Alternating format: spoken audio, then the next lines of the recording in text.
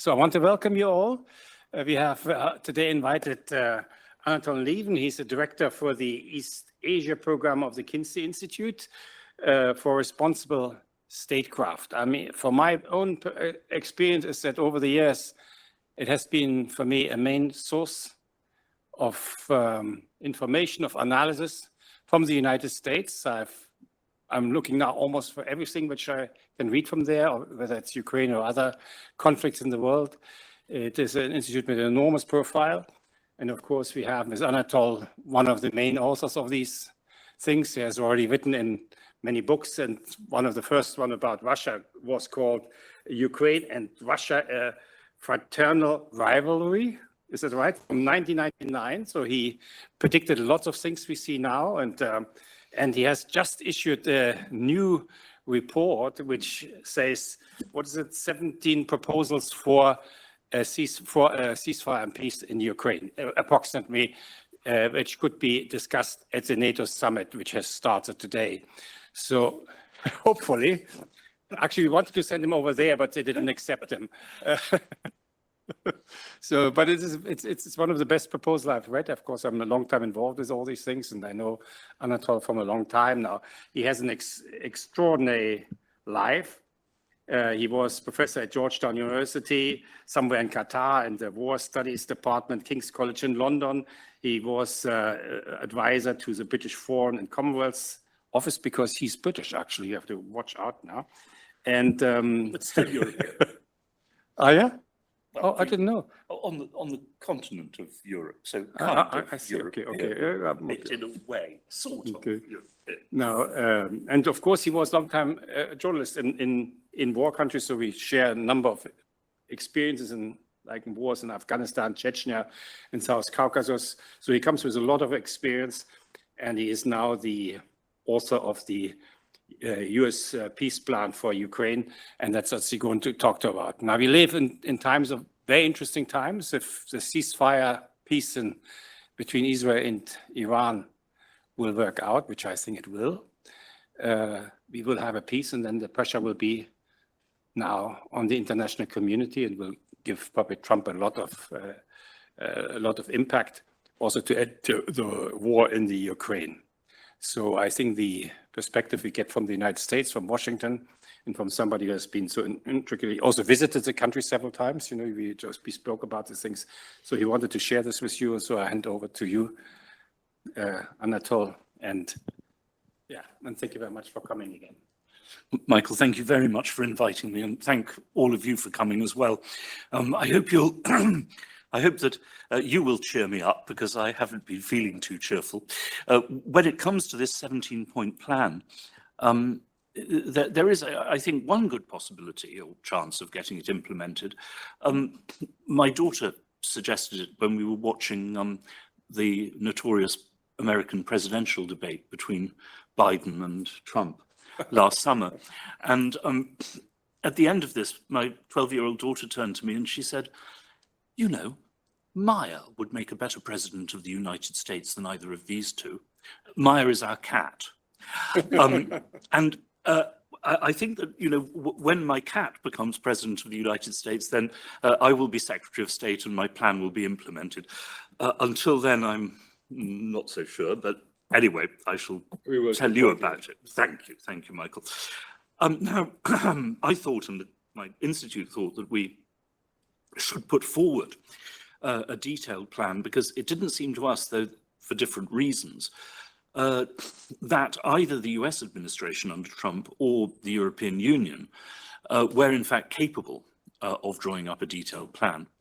In the case of Trump, this is in part, at least to judge by talking to some of his somewhat disaffected people, because they've simply not appointed a capable professional team to negotiate. Witkoff is not a stupid man. I think, in fact, perhaps he is naturally a very good diplomat. But I was told, you see, that he knows he is not an expert on Russia and Ukraine. In this American system of political appointments, they still haven't got round to appointing experts, partly, of course, because of this deep distrust of, what is now called the blob in Washington, the establishment. As a result, I was told, Witkoff and Kellogg, they were on the one hand too afraid of being outmaneuvered by the Russians to propose anything concrete. On the other, of course, as we know with good reason, they were afraid that anything they did was liable to be contradicted in public by Trump 5 minutes later. So they stuck rigidly to this call or proposal for an early ceasefire, an early unconditional ceasefire, which I'm afraid that experts on Russia could have told them the Russians would never accept, because, of course, just as the Ukrainians previously rejected a ceasefire when they thought they were winning, the Russians have no intention of giving up their only real point of leverage without, in fact, nailing some things down pretty firmly in advance. So we felt that we should put forward to the US administration what we think are the terms of a possible and viable peace. Now, as far as Europe is concerned, well,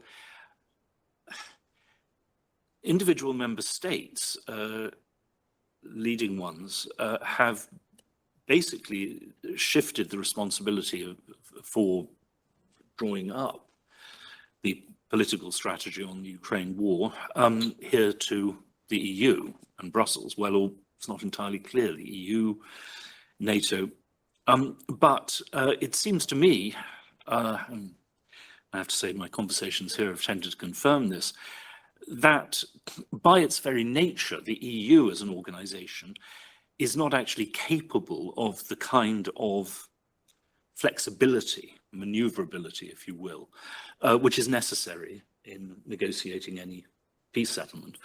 Because, of course, the EU has to operate through consensus. I mean, by no means always a consensus, but some kind of a consensus. And once a policy has been adopted, it is, well, I haven't said, why am I saying this to you? You know it so much better than I do.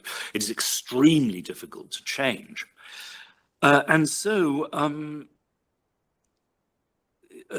as far as I can see, the present strategy of the EU is to go on, basically, go on arming Ukraine. I should say, by the way, that my institute and I we both always denounced the Russian invasion from the start, but we have also always supported aid to Ukraine. But we have said that, and sanctions, with perhaps one or two caveats, which I could come to. But just as Clausewitz said that war is the extension of policy, not politics, policy by other means, that also applies or should apply to economic warfare. In other words, it has to be linked to a concrete set of goals which you think are actually achievable. It would, I think, be a terrible mistake for Europe if we were to follow the American example, well, now in Cuba, going back more than 60 years, of basically engaging in sanctions for the sake of sanctions, you know, without a clear end goal, without something to get out of it. So we support aid to Ukraine, we support sanctions against Russia, but we think that this has to be for the sake of concrete and achievable goals.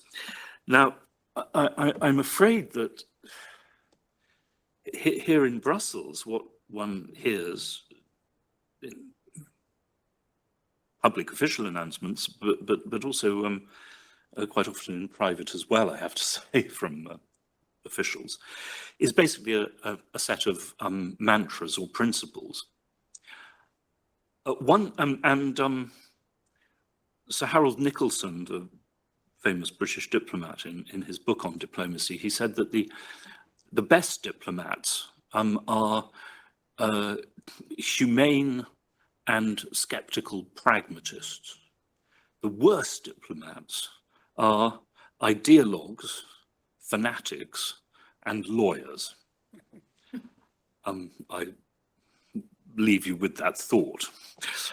Now, as far as these mantras are concerned, the first I have heard a little bit less this time. here and in other European capitals, which is that we cannot compromise with Russia in Ukraine because this would betray the rules-based order, international law, that it would encourage other aggressor states. Since Gaza and since the attack on Iran, it is very, very hard to listen to that with a straight face and Europe's acquiescence in these crimes. So,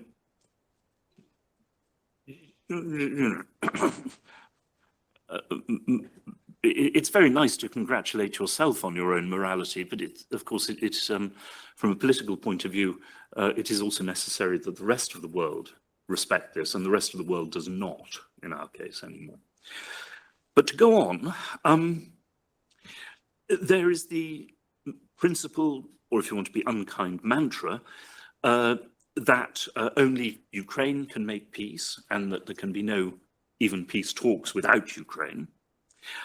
That by the same token, the European Union, as I heard, will not and must not ever tell Ukraine how to make peace or what peace it should make.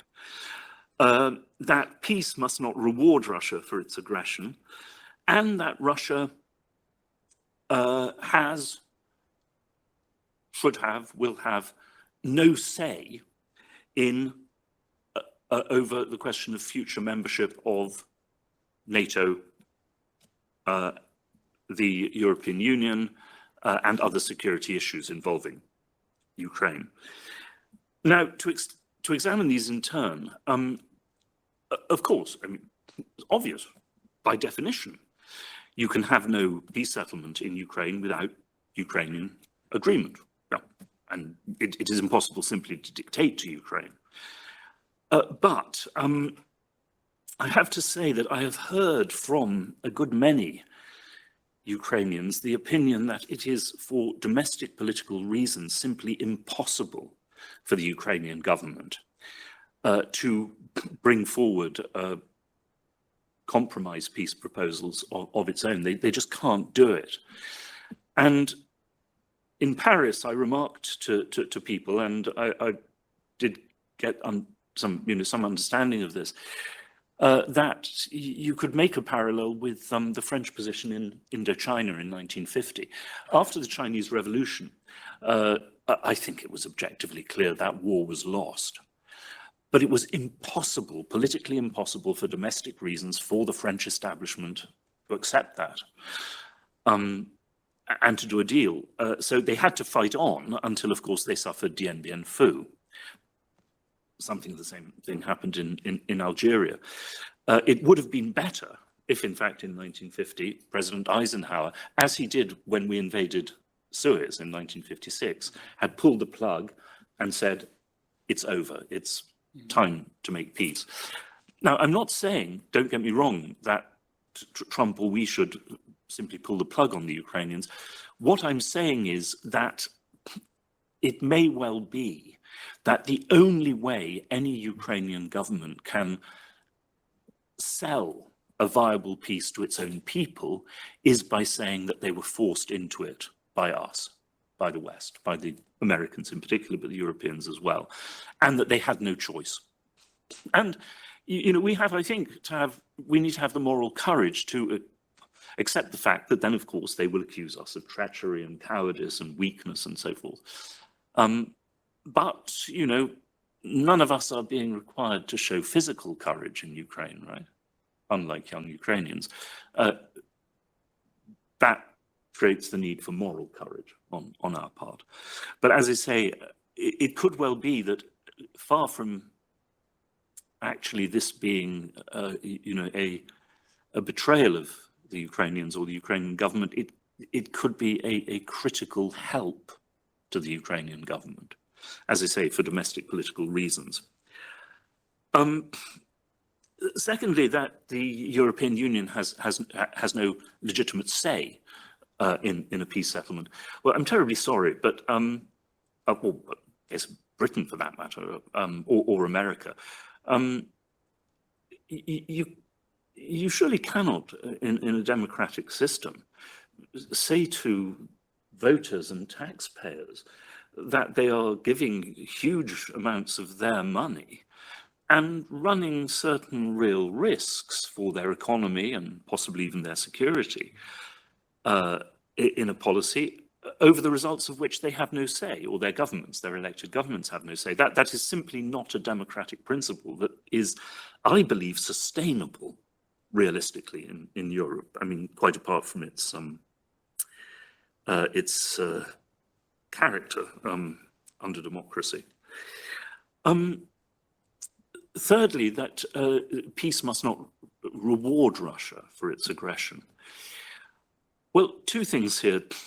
First is that the only peace settlements that do not end in complete victory for one side or the other, by definition, include mutual concessions.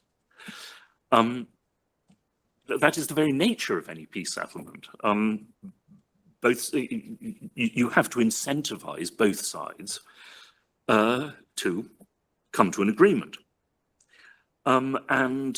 If you say, for example, as a last official statement I saw from the Caucasus spokeswoman, that European sanctions will only be lifted when Russia withdraws completely from all the territory that it now occupies, which, by the way, I mean, even in private, people know that that is not going to happen. You take a major incentive and bargaining counter in dealing with the Russians off the table. Now, that is not diplomacy. That is, once again, following, if you will, principle or yes, but it's not diplomacy. But the other thing I would say very strongly is this: we need to think much more seriously about what victory and defeat mean for Ukraine, because on the one hand, as I say, I think everybody has really recognized total victory for Ukraine is not possible anymore militarily, if by that you mean driving the Russians from all the Ukrainian territory that they've occupied. But let us think back to the aims of the Russian government when they launched this war in February of 22. I mean, those aims were, well, the first one, to basically subjugate the whole of Ukraine, to turn it into, once again, a client state, a Russian client state. Failing that, to seize huge parts of Ukrainian territory, by which I mean not just the ones they have now, but much more. They tried for the whole of the Black Sea coast, Odessa and Mykolaiv. Now, I think it should be apparent that in terms of that ambition, but also if you think back over the history of the past 400 years and more, during which time Ukraine was, for the vast majority of the time, either ruled almost completely by Russia, Soviet Union, or partitioned between Russia, Poland, Turkey, and later Austria. Now, if you depart from that perspective, I think it should be clear that if the war stopped today, Ukraine, and by the way, I think perhaps this is something that Putin is afraid of, Ukraine will be seen by historians to have won a victory, not to have suffered a defeat. Now, of course, only a qualified victory.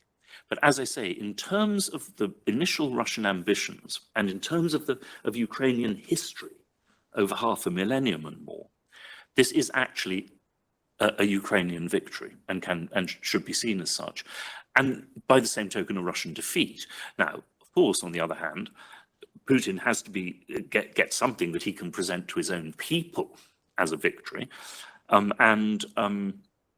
While, of course, he can manage and control the Russian media to a very considerable extent, he doesn't control them altogether. And there is a very powerful hardline section of the Russian population, a minority, but very powerful within the Russian establishment, who would, of course, be themselves furious with any compromised peace, and they want to go on for total victory. The business of rewarding Russia should be simply taken out of the discussion. Finally, this line that Russia has no say, should have no say in, Ukrainian membership of NATO. By the way, the Russians have said publicly and officially that they recognize Ukraine's sovereign right to join the European Union. I have my own view of why they've said that. We could come back to that later. But the point is, look, I'm terribly sorry, but this line is absurd. Absurd. Of course, by democratic standards, moral standards, China should have no say over the issue of Taiwanese independence. This is a question for the Taiwanese people themselves. They are a separate society and have been, for how long now? 50, 75 years. It's clear that they're very different society from China. It's clear from opinion polls that a huge majority of Taiwanese would like to be independent. So why don't they declare independence with our support? Well, we all know why. Because the Chinese have made absolutely clear that the day that that happens, they go to war. And when we look at the consequences of such a war, including, by the way, for the Taiwanese, who would, of course, be in the front line and be totally devastated as a result, but all the other things, I mean, starting with the possibility of outright American defeat and escalating up to nuclear exchange and the end of modern civilization, we say it's just not worth it. Why shouldn't Mexico form a military alliance, or they would call it a defensive alliance, with China? It has an entire right to do so under international law. Given some of America's threats under Trump to its America's neighbors, you could say that they even have a good reason to do that. It's certainly totally both legal and moral for them to do so. Would it be a good idea? No. Why not? Well, because we know, we don't know for a fact that America would invade Mexico, but we do know for a fact, or facts, because we have seen them again and again, that America would try to overthrow the Mexican government, failing that, foment a civil war, back atrocities amounting, in some cases in the past to what we would certainly say is genocide, blockade Mexico, try to ruin the economy, mine their waters. They've done all this. So, yes, Mexico has the right, but it's not a good idea. And like it or not, America, the United States, has a say. China has a say, and Russia has a say.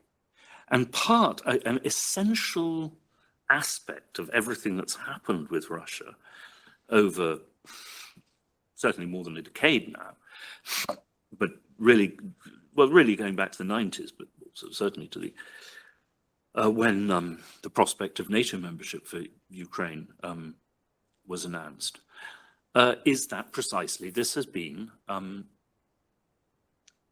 basically the declared formal intention of Western institutions to shut Russia out of European security, even in areas considered by the entire Russian establishment to be of vital interest to them. So one way of looking at this is that the Russians have been kicked out of the European saloon and are now in the process of trying to shoot their way back in again. But what this also demonstrates is that, like it or not, Russia is there. I mean, I'm not making any parallel between our countries, you understand, but Britain thought that, you often heard that Britain left Europe during Brexit. Well, no, it didn't. It left the European Union. It can't leave Europe unless someone tows it away into the Atlantic and sinks it. Geography matters, power matters. Plants are there, no? Oh, well, no, but we're afraid we'd end up like Greenland, you see, which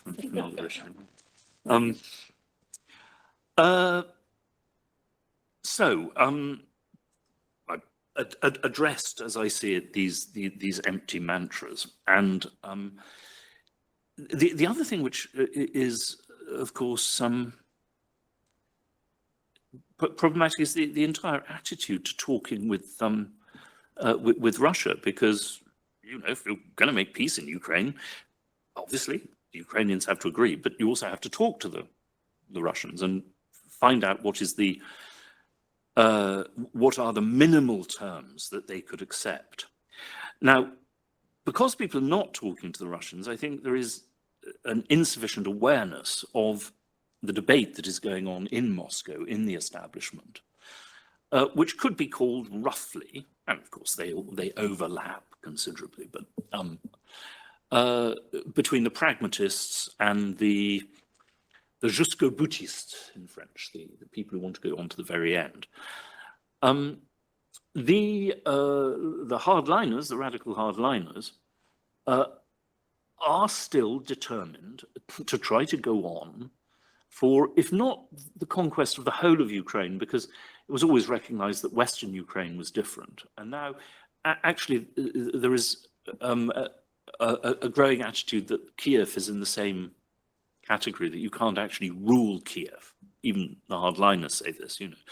So they want to triple the rest of Ukraine, but not direct Russian rule. But they are still thinking of ruling Odessa, of taking Odessa and Mykolaiv and Kharkiv. And they are urging Putin to go for that, to carry on.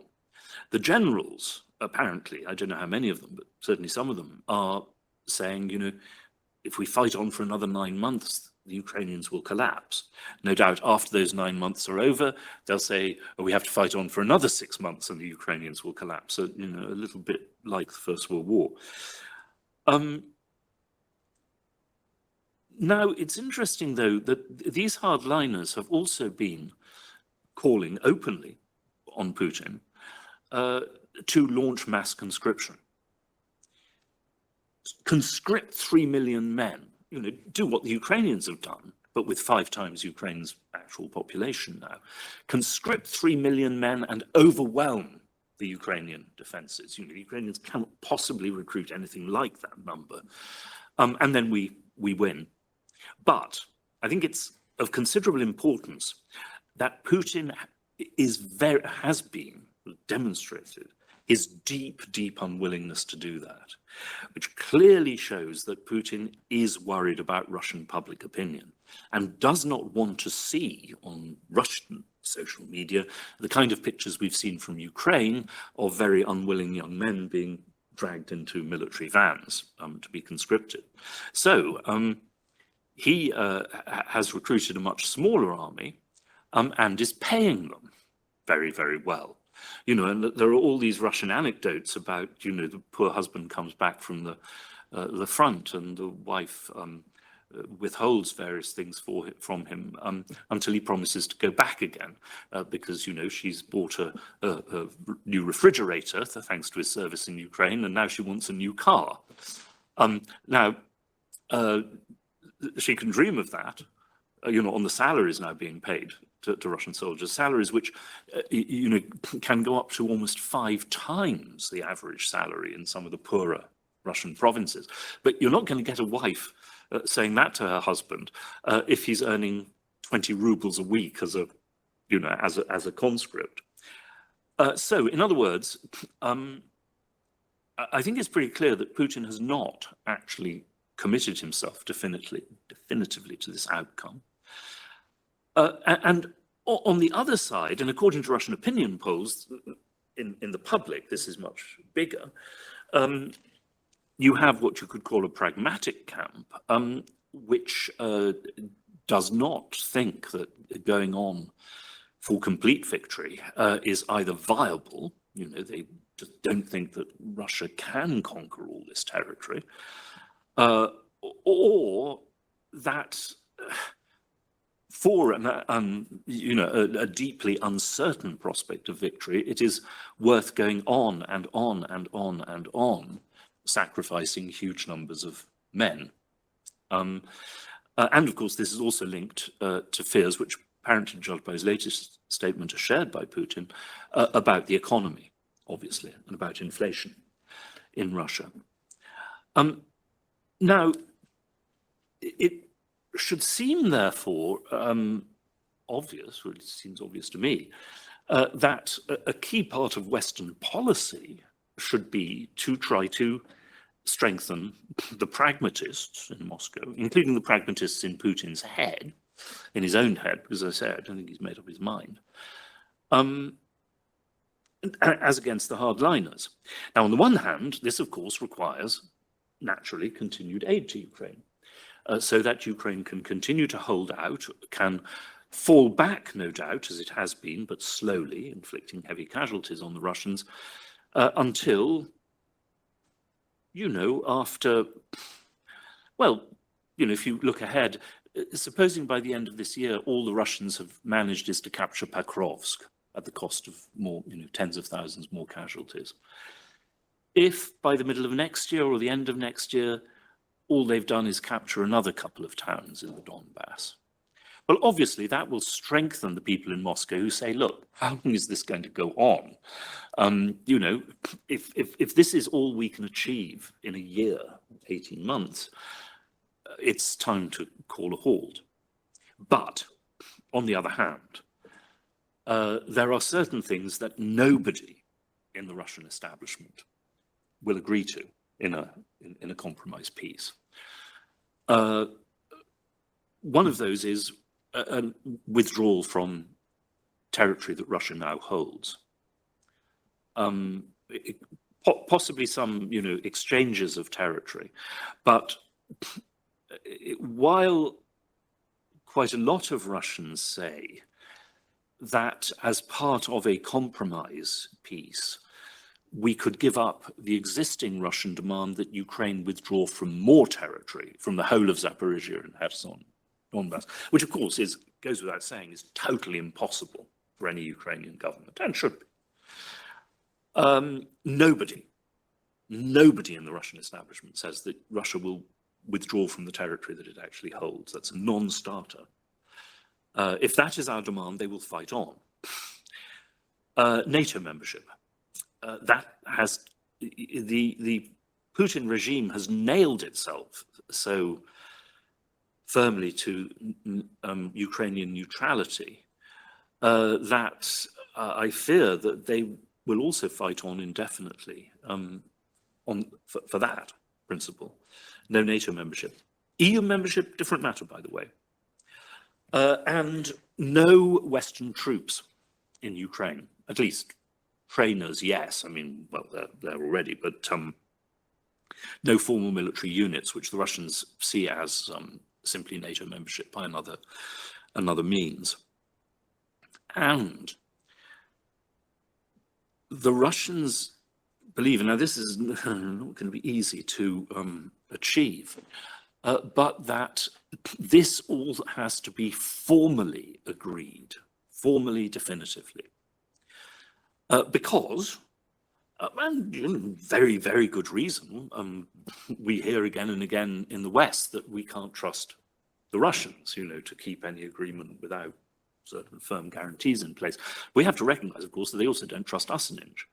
And they look forward, well, for example, to the US elections in 2028 and say, well, look at history. A new government comes to power in Washington and simply tears up everything that it's promised, and then its predecessors promised. Then where are we?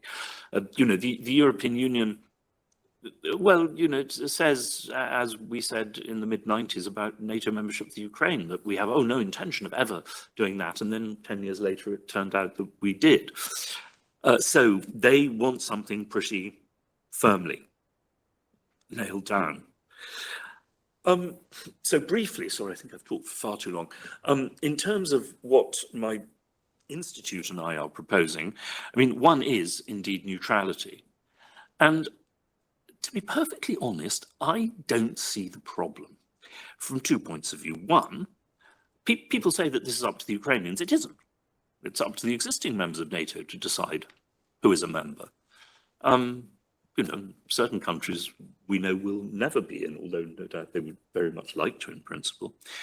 But also, I just don't get it.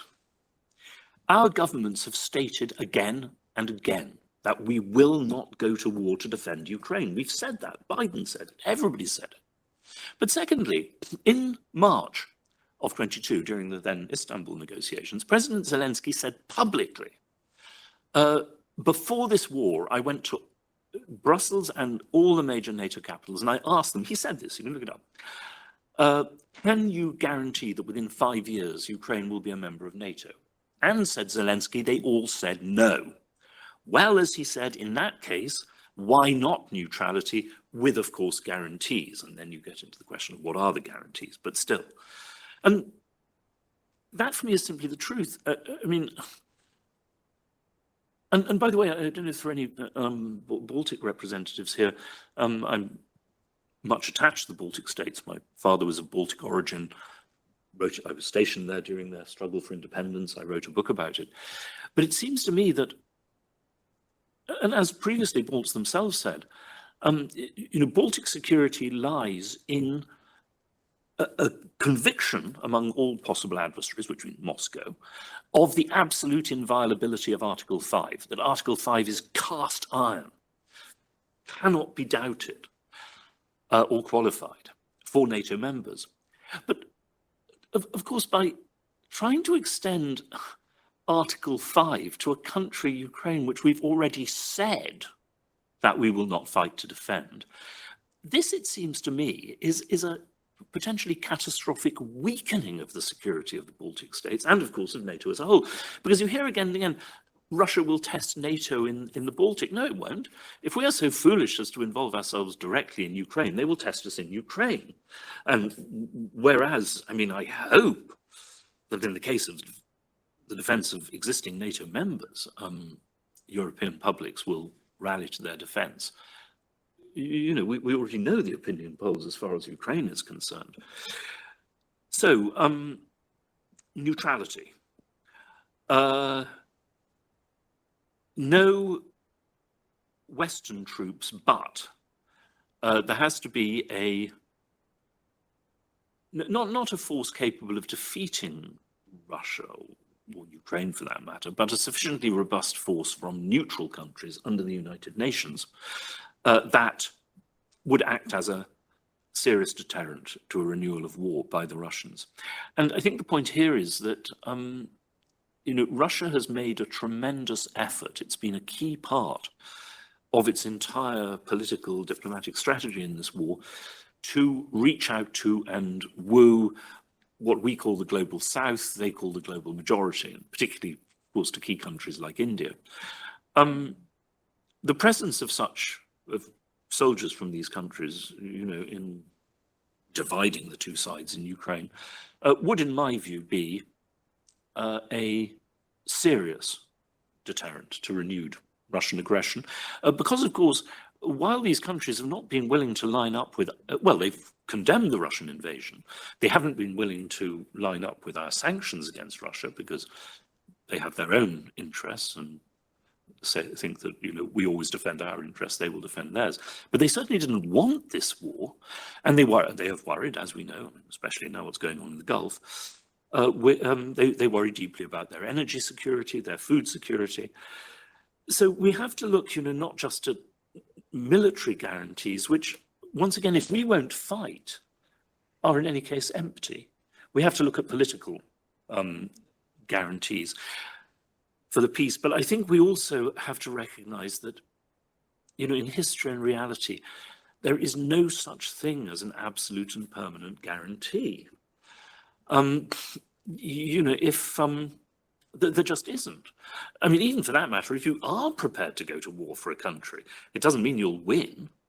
Britain guaranteed Belgium neutrality in 1830. Well, it didn't stop the Germans in 1914. Of course, but then also after that, Belgium changed its own mind. Or rather returned to neutrality with, of course, as we all know, disastrous results in 1940.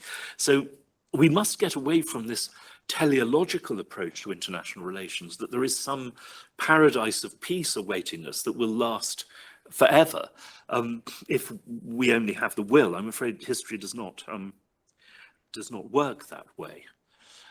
But the basic terms, it seems to me, of and my colleagues, of a peace settlement is that the US, with the Europeans insofar as we have a role, should offer Russia certain meaningful concessions on wider issues of security, above all when it comes to mutual arms control and disarmament and consultation with Russia.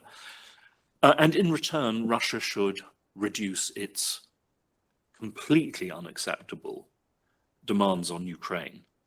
Sorry, I mentioned that Russia's demand for additional Ukrainian withdrawals is totally unacceptable. So, of course, has been, although the Russians, as far as I know, have not defined this in detail recently, but the demand for Ukrainian disarmament. No Ukrainian government can possibly agree to that.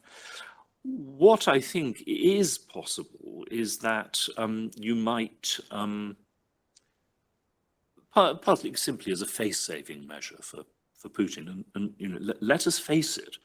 I mean, if there are professional diplomats here, face-saving for the other side is a critical part of diplomacy. You may not like it, you don't have to like it, but this is what diplomacy is. So maybe exclude long-range missiles, you know, that can strike deep into Russian territory, but everything else has to remain.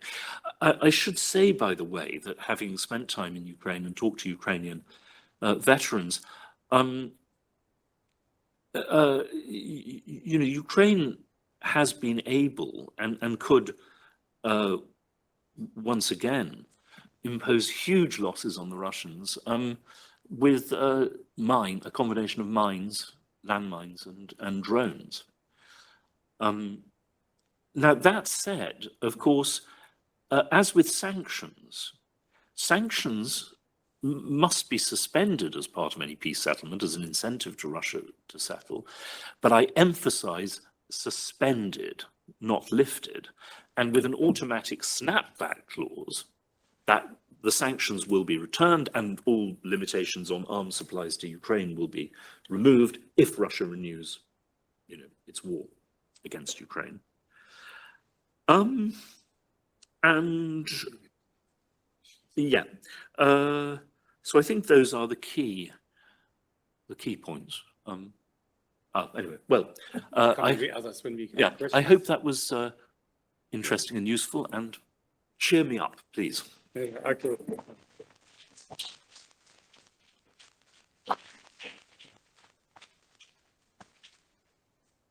Thank you. Thank you. Oh, now let me use this one. It's closer to me.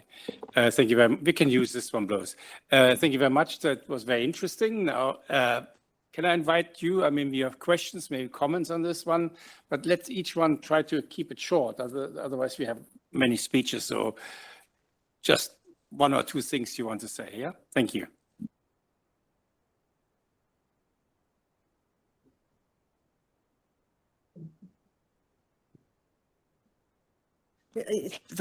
Nicole de Wand, I am Senior Associate Fellow at the Quincy Institute after a long career in the European Commission. In the very beginning, you said that those knowing Russia would know that the request for an unconditional ceasefire wouldn't work. I wonder if you need to know Russia to know that. It's just obvious. And so my question, do you think that this request was not only meant to just pretend that it was Russia who didn't want peace and not Ukraine? So did anybody really believe that would work in the European circle? Do you have an insight on that? When you have to push it, then. In Europe, I perhaps do not think so. In Washington, actually, yes. I think Trump did believe this. I mean, you know, Trump is not a very careful thinker. I'm not saying he's stupid. You know, I mean, heaven knows what is going on, you know, with US policy in the Middle East, but it could, weirdly enough, be actually more intelligent than it looks. But I'm not sure that the Europeans really believe this, but you know more about this than I do. Yeah. Over there. Maybe over there, and then you. Hey. Just say briefly. Right. Hello, I'm Jan Michalczak. Now I'm an official here at the European Parliament, and before I actually was head of unit at the Czech Ministry of Defense dealing with Russia, and I also studied at UCL International Security in Russia, so I'm glad we also have representatives from the other London universities here. My question would be, I listened carefully to the plan that you and your colleagues came up with, and maybe the number one question would be, how do we offer or make the Russians at least consider the plan? Because if I was listening to you carefully, more or less everything that you introduced, maybe with a few caveats, for all intents and purposes, has been already on the table to an extent. Maybe with the slight exception of the deal on the ballistic missiles limitation, for example. But the other aspects are basically, understood to be on the table already. But Putin still declares that his goals in Ukraine haven't changed. You know, just a few days ago, I believe it was an economic forum for a Russian audience. He said that the whole of Ukraine still belongs to Russia. So it could be said. Okay, yeah, okay, that's right. But you could probably make the argument that his goals haven't changed, or we don't have the indications. So yeah, the question is, how is this plan feasible? Although we may like it and agree to it in the West, but what about Russia? Thanks. Well, two things. I mean, the first is no. Trump has talked about, a ceasefire. The ceasefire line must run along basically where the battle line stops, which is true, by the way. I'm sure that will be the case. But the last official statement I saw from the European Commission was that sanctions will only be lifted when Russia withdraws completely from all the territory it occupies. Similarly, when it comes to NATO membership, I was told, officially, that the European position is that Ukraine must not be asked to give up its future right, its permanent right to choose NATO membership. So no, I mean, these are not concrete issues. I mean, there are then subsidiary things which I didn't address, but would certainly have to be addressed in negotiations. I mean, among them, the question of the minority rights of the Russian and Russian-speaking population in Ukraine, about which we have said nothing. But as to so no, I mean, we precisely do not have an offer on the table. In fact, if you simply took what the European Union has been saying, you would say that they categorically rejected a peace along these lines. As to how to bring the Russians to agree to this, well, as I said, we have to go on supporting Ukraine in the hope that, by holding out, by wearing down the Russians, you can strengthen the pragmatists in Moscow and within Putin's own head to the point where they agree to compromise terms. Now, the only thing is, though, that you also have to put forward those compromise terms, and you have to agree to them among yourselves, because otherwise, I mean, and once again, I was told officially, NATO membership must remain on the table as a possibility.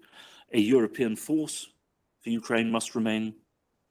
And it gets a bit ambiguous, because first people say, well, this must never be given up. And then they say, well, we mustn't give it up in advance, but we can negotiate it. But the point is that these two statements and signals are being put out at the same time. It's not surprising that this confuses the Russians a bit. But the thing is, we have to have a firm goal, because otherwise, what we are basically saying, not explicitly, then implicitly, is that we are prepared for this war to go on indefinitely. Now, you know, of course, one cannot say for sure what will happen on the battlefield. And, you know, there are indications that, yes, Ukraine can hold on.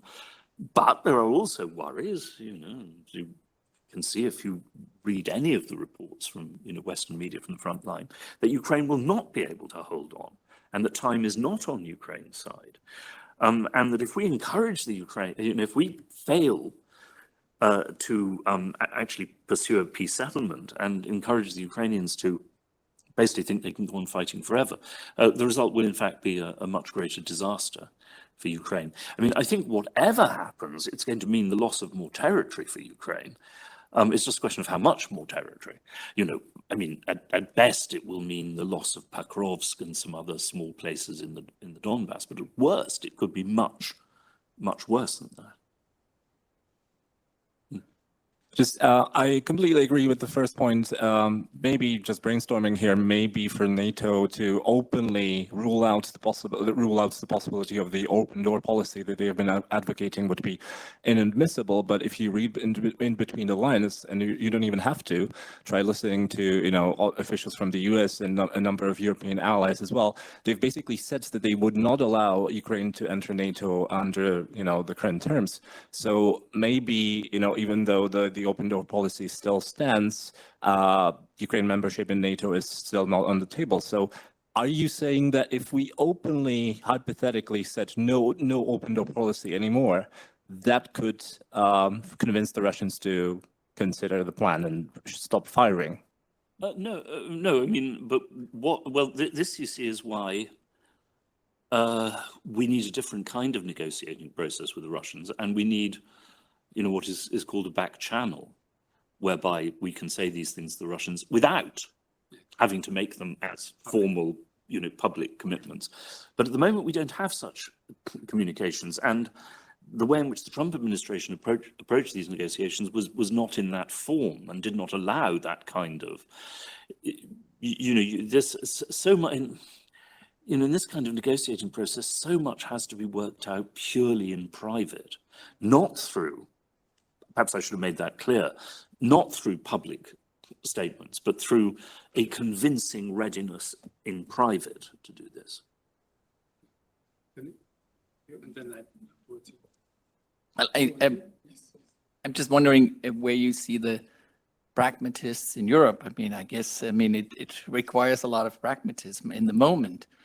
I just don't see any pragmatists, neither in the European Union. I mean, you said that Zelensky, for example, I mean, he would only be prepared, if I understood you correctly, to make concessions in terms of territory or so, if it appears as if he had been blackmailed by allies. I mean, I don't see any of his, I mean, even Europe supporting him, I don't see anybody who's really putting pressure on him to make concessions. And I guess this would be the prerequisite also to encourage the pragmatists, if there are any, and I'm quite hopeful there are, in Moscow, to also consider concessions. I mean, who in your plan would have to take the first step forward?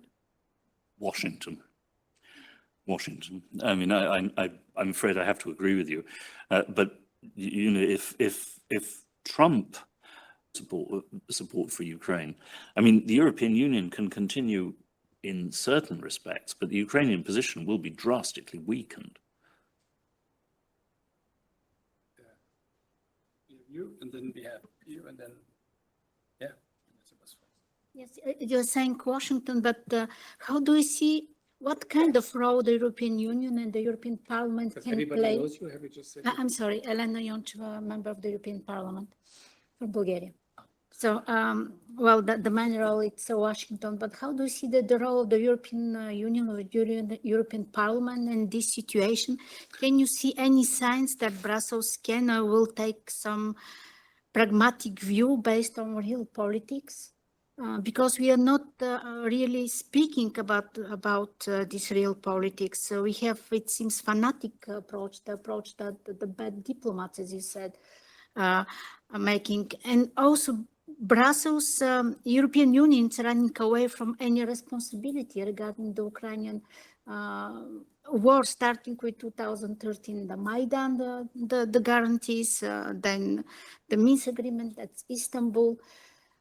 We are not even having this conversation. So how do we see this from Washington, this process that's going on here? Well, I mean, as far as the peace process is concerned, you know, I'm not optimistic. As far as, you know, the longer term and the entire future of Ukraine is concerned, I mean, the obvious role of the European Union is to help Ukraine become a member, which the Russians have publicly accepted. They've now Already in Istanbul. though I have to say that I asked a Russian acquaintance this because it's interesting, you know, you said we mustn't make any public, you know, concessions in advance. But I said to him, wasn't this a huge Russian public concession in advance to say this? Why did you say this, that Ukraine could join the European Union? You have no objection. And he said, well, you see, we have two opinions about how this will go. Either you will not invite Ukraine to join the European Union, or they will be left in an endless waiting room. And that gradually this will create an increasing mood of betrayal in Ukraine, the feeling that, you know, there is no European future for us. And you know, what's happening in Georgia has given the Russians some additional hope for that. Or he said, you will let Ukraine in, and it will destroy the European Union from within. That you simply, but because, you know, I did raise this issue with a European official, and you know, Polish farmers, French farmers, subsidies, you know, and this person said, you know, and of course it would require, yes, I mean, it would require the complete restructuring of the European Union and its finances and its subsidies. And I said, but do you think this is politically possible? To which the reply was, anything is possible as long as we have the will. Well, you know, that's the kind of attitude on the part of Brussels that has created a certain degree of backlash in parts of Europe. Okay.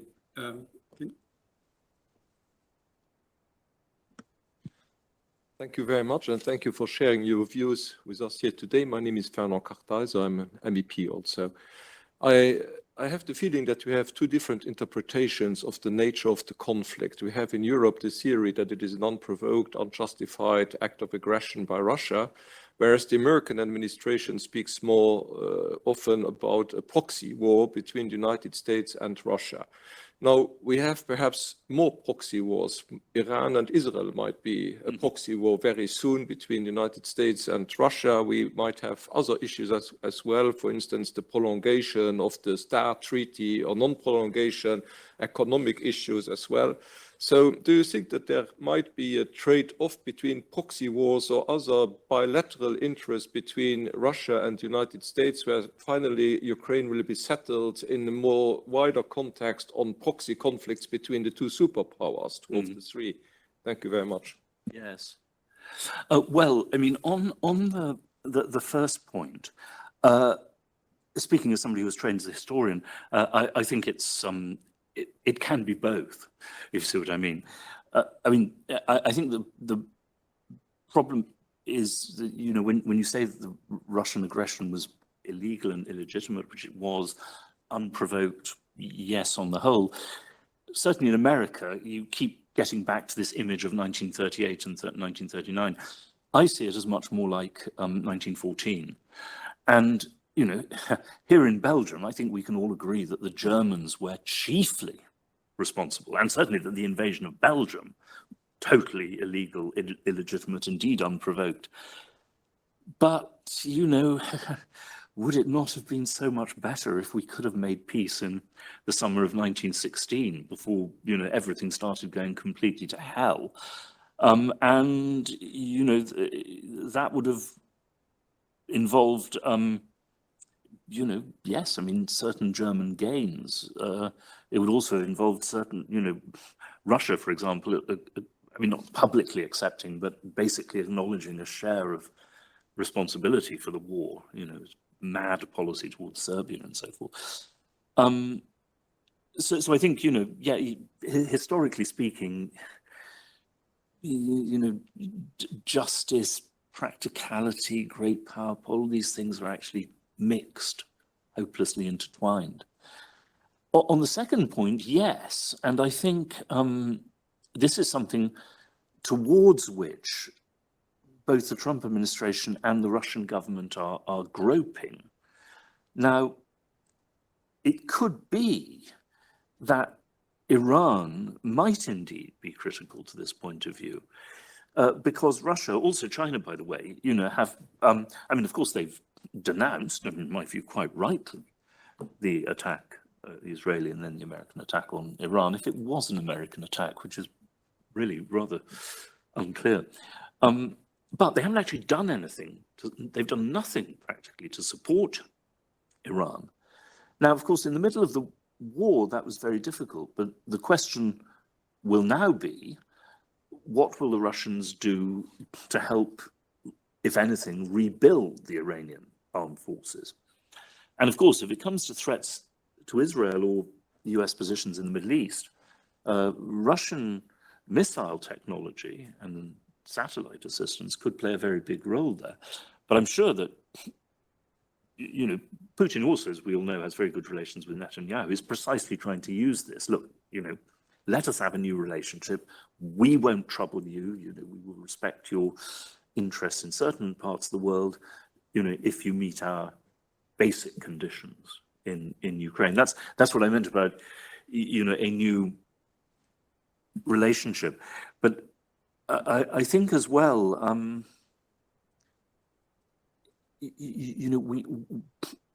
I know it's hideously difficult, but the fact is that as the Ukraine war has demonstrated, but also what's happening in the Caucasus, could happen in the future in Belarus, God forbid, I think it has been demonstrated that you cannot have a stable security order in Europe without some kind of genuinely cooperative relationship with Russia, or consultative. And that, after all, was what we all said we wanted at the time of Gorbachev. And then, we did try to create a security order without Russia. And I'm not saying that Russia is in any way faultless in anything that happened. Of course not. But the fact is that, we simply have to find a way of including them in some form. Especially if, of course, we're not prepared to fight them, which we're not. If we were prepared to fight them, as likely as not, we'd all be dead. But nuclear exchange. But somehow,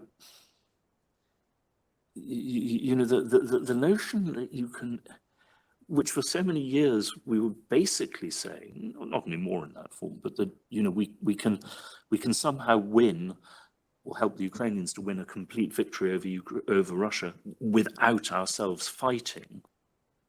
No, not going to happen. Okay, good. My name is Ruth Firmenich. I'm a member from Germany. And I found it very interesting what you were saying. And I would like you to elaborate a little more on the role, on the future role you envision for the European Union, because the way I see it is that the EU is playing the role of a hardliner in this whole conflict, and also because it is sort of a new defining role in trying to define a new identity, because the older identity has more or less failed. Not, well, we don't have to talk about the Brexit and stuff like that.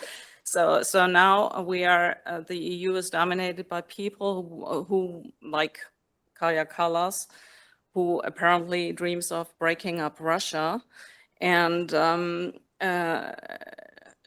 does not take into account any type of security issues that may also exist on the other side of the fence. And the whole idea of militarizing the EU is basically posing an economic threat from the inside also to the EU as such, I would say. And the EU having a role of the paying agent for a future Ukraine accession would also pose severe economic threats on the EU as such. So I would like you to speak about a future after a possible solution to the Ukraine war in whatever way it might come across. Well, I must say that every now and again in this context, I have remembered a German phrase, I believe, from the Second World War: enjoy the war, the peace is going to be terrible. Because every now and again I have the possibly too cynical and unworthy thought that it is less painful for Europe, for the war in Ukraine to continue than it would be to address the absolutely appalling challenges of how to bring Ukraine into the European Union. Because, well, you know what French farmers are like. And of course, we've seen Poland as well, supposedly Ukraine's greatest supporter, but now, actually explicit statements about how difficult, about opposition to Ukraine's EU membership. But so,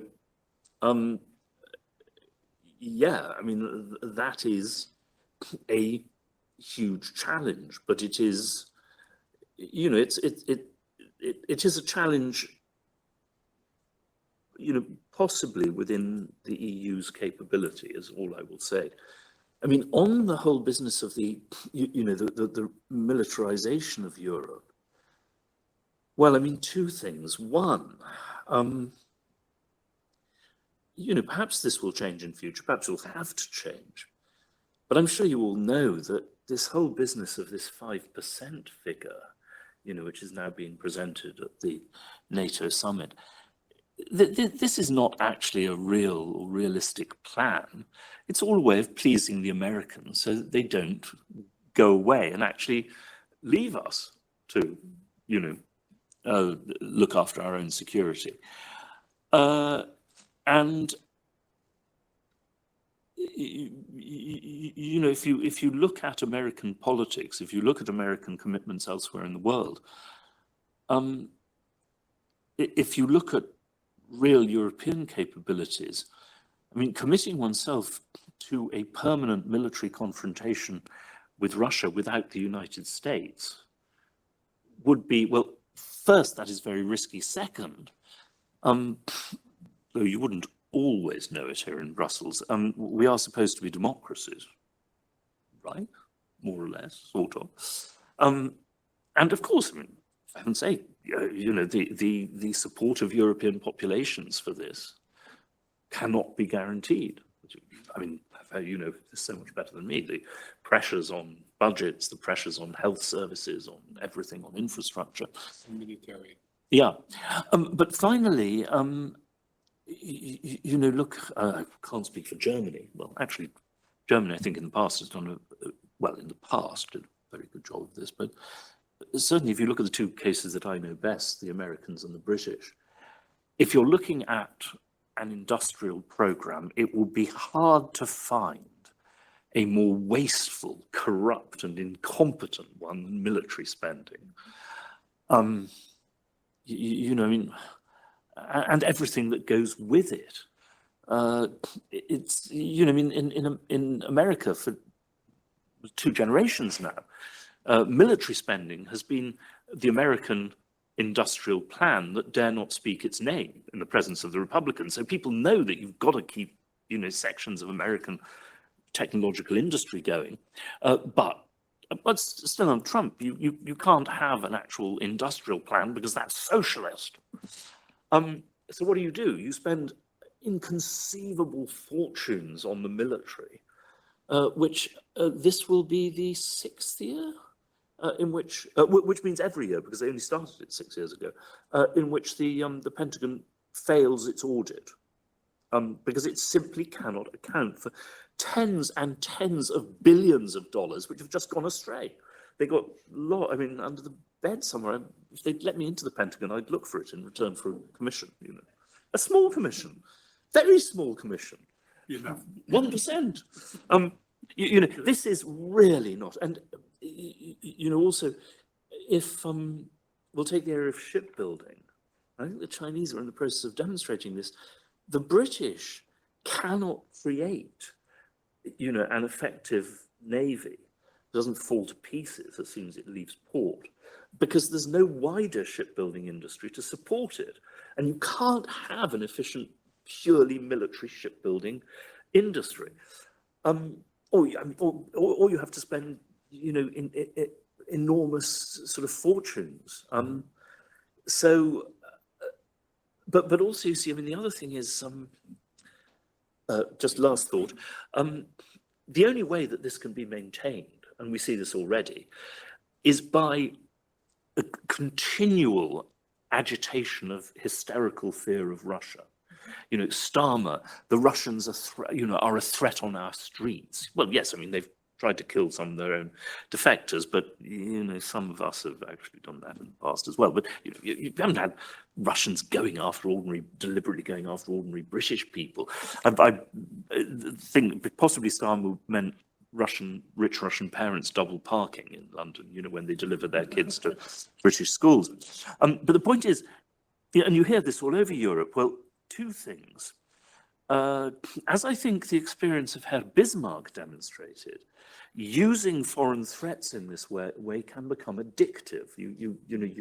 And not just that, but as with many addictions, the dose has to be stronger and stronger and stronger. But the second thing is, and here I think maybe we are all becoming a little bit American, or British, I have to say, which is we are beginning to display a terrible tendency to believe our own propaganda. You know, people can't simply, it seems, look at themselves in the mirror and say, yeah, I'm going out and lying, you know, I have to, it's my job, you know. No, they have to think I'm telling the truth really about, you know, how I perceive, you know, Russia, which has spent months trying to capture Pokrovsk, but is, according to the British Navy, a direct military threat to the United Kingdom. You know, it's just, anyway. Good. There's off somehow to close down because it's 4 o'clock. Maybe anybody else want to make a comment? Say anything? No? Yeah. Maybe I take only one because we have to close with the translators at 4 o'clock. No? Yeah. Good afternoon. I'm from a Belgian NGO, Action, and I wonder, in fact, you emphasized several times that Russia has a sort of essay and no say concerning Ukraine. But at the same time, you emphasize that the EU, Europe, has no right, let's say, to say yes or no to Ukraine. So you mean that you deprive Europe from this right. And why should Europe defeat against Russia just because Russia wants something and Europe cannot say, no, we are not? And when you said that everybody should have a firm target, I agree with this, and we should have a firm target at this war. But what is this? If we look at different kinds of wars, you mentioned also proxy wars, and we know very, very long Cold War, where the West won against Soviet Union. What was that it wasn't necessary to fight on the battlefield. It was necessary just to make economic pressure on Soviet Union, and it was defeated. It collapsed. There were several countries. There were no nuclear war and no nuclear threat until Russia was re-equipped with weapons.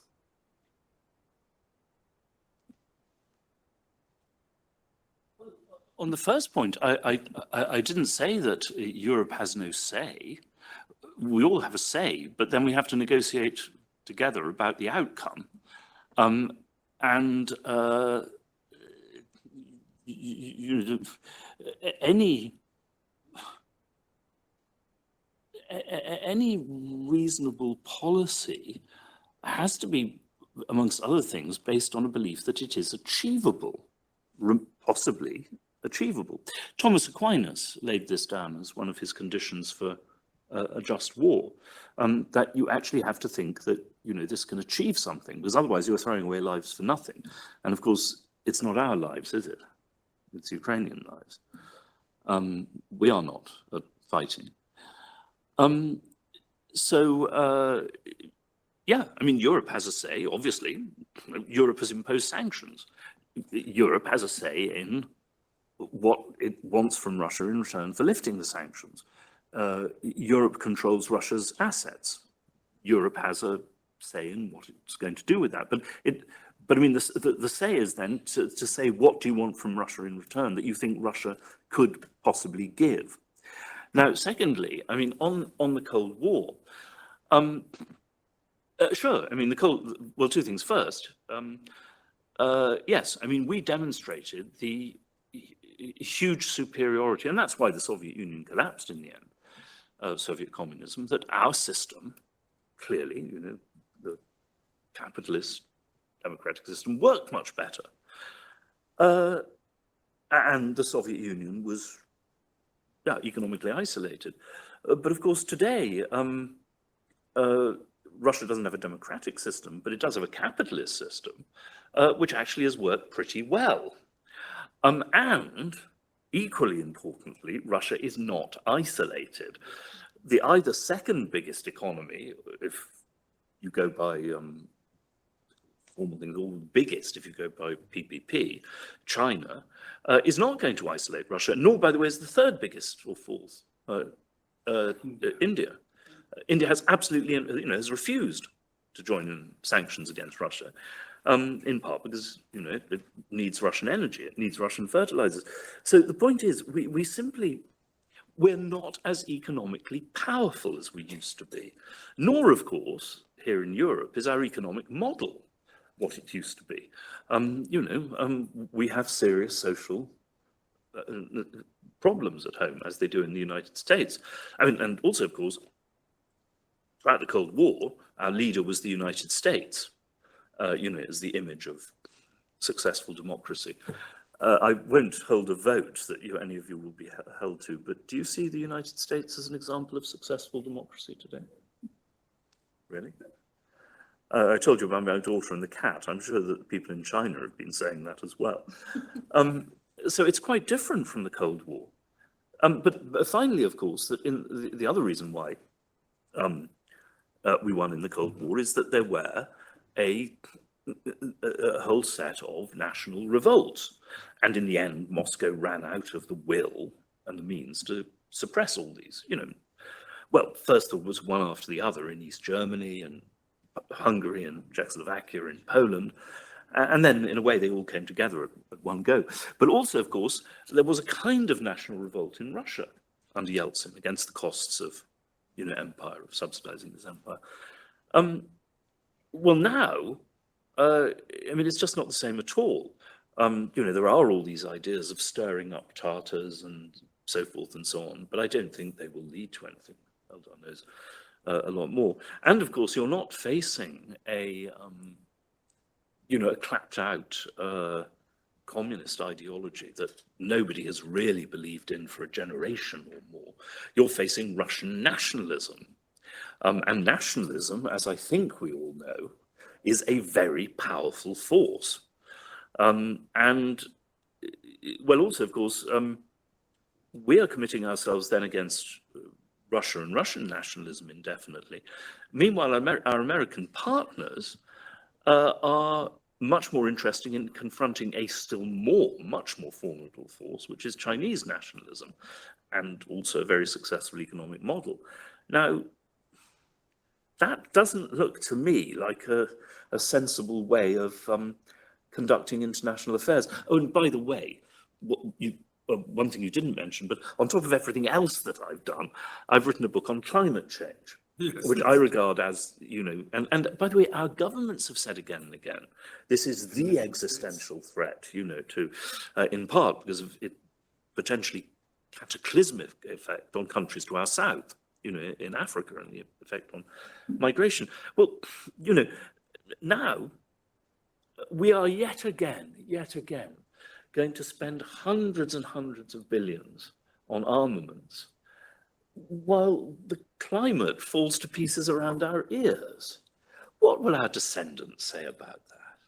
You know, if you look back 120 years, you know, and of course the historians discuss the origins of the First World War, but I don't think you'd find anybody anywhere who thinks the First World War was a good idea for any of the participants. Think ahead 100 years. Do you really think our descendants, if we have any, are going to look back and going to say, yes, you know, it was Ukrainian sovereignty over the Donbass. That was the critical issue, you know, facing Europe. They were quite right. And the fact that we're knee deep in water, you know, they were right to ignore that. Really? I don't think so. Okay, thank you very much. Thank you very much. Could I just say one thing? I mean, we started the discussion to look at 17 proposals that was done by the Quincy Institute and essentially by you. Now, the question is, of course, you raised it a little bit. Who is going to accept them? Is Russia want to accept them? Is Ukraine going to accept them? Is the European Union or the UK going to accept them? And maybe only the Americans might see some advantage in them.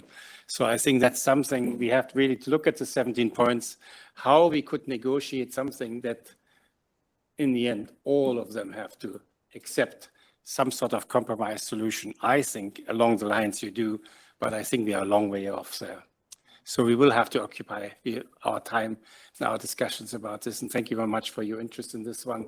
And you know, we're running a peace working group, and I hope many people come to this one. You can all have different views, but we think really all we have to agree on that we want somehow not to have war, but to have a peaceful solution, and that must be a diplomatic one. That must be one that has along these 17 lines or 15 lines or 10 lines, whatever, that we have to. So maybe you have an interest to come in this one. We meet once a month.